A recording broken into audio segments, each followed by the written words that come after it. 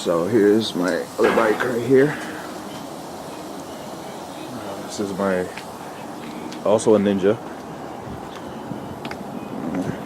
Get a better view. Maybe you can see it from this way.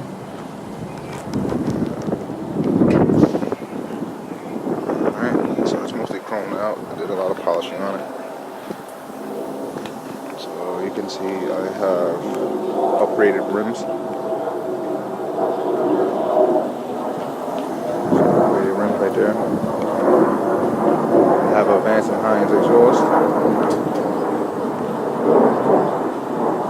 It has a few upgrades. You can see I have the older model fairings on it, but the only thing that differs from this year is the fairings. So the more recent ones have a different front fairing.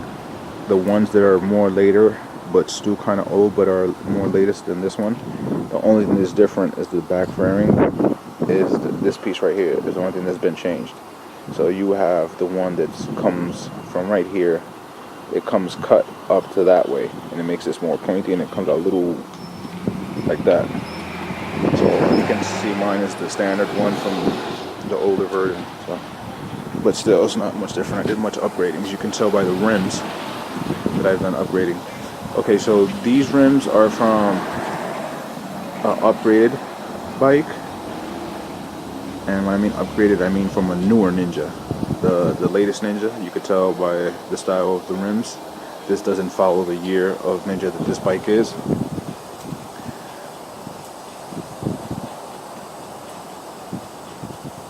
So this is a 91, and those rims are from the 2000s.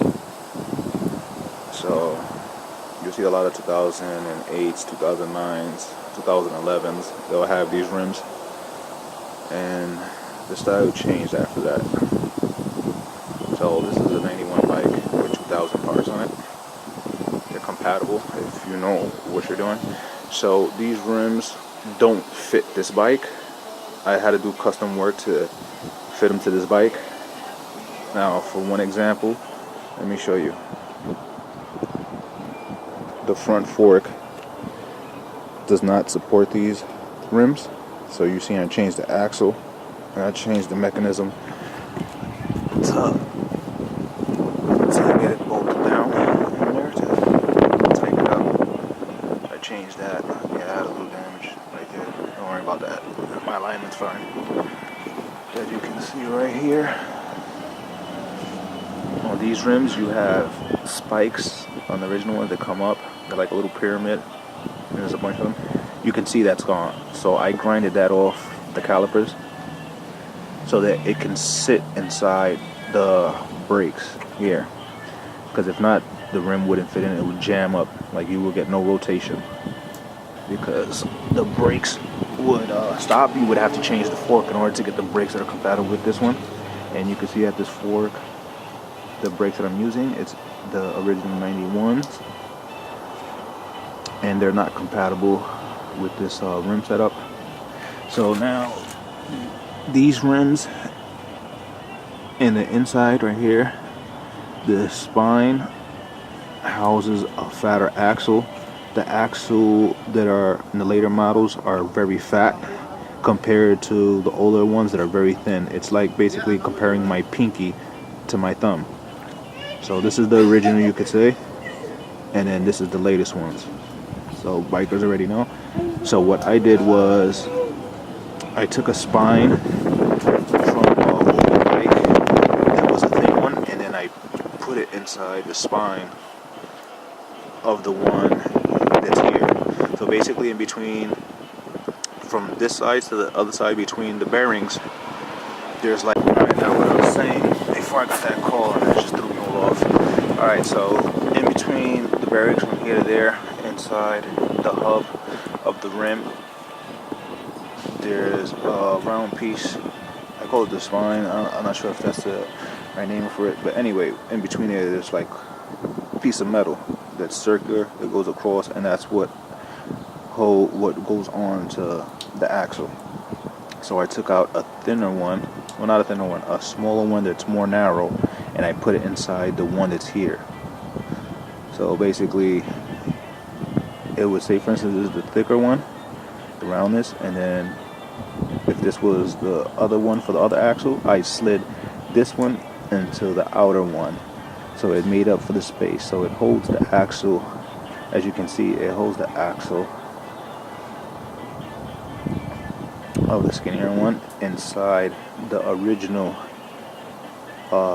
metal tube, and then I slid that whole thing into the wider one, and then basically I just tighten both sides so that it locks the rim in there. And now the back you can see here, I had to spread the rims. I had to spread the swing arm.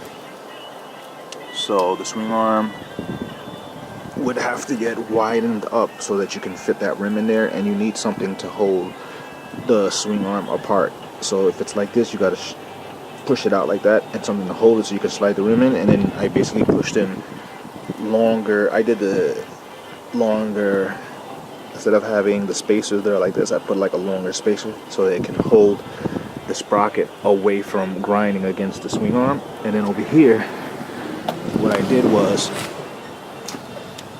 I took this right here and I put it on the outside of the brake so the brake is flush with the caliper in the back, so it lines up good. This brake does work with the braking system of the older model, so they only changed the front sizing, so even though the design's different, it still works.